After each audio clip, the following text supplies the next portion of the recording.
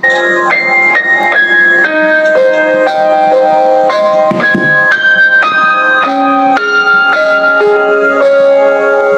time.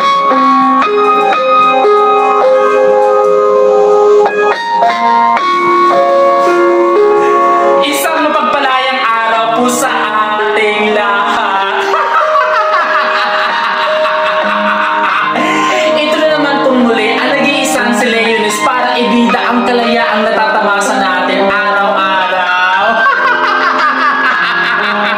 Ang kalayaan hindi nagtatapos sa araw ng kalayaan mismo. Araw-araw tayong pinapalaya ng nakaraan, ng kasalamuyan at maging sa ating inahanap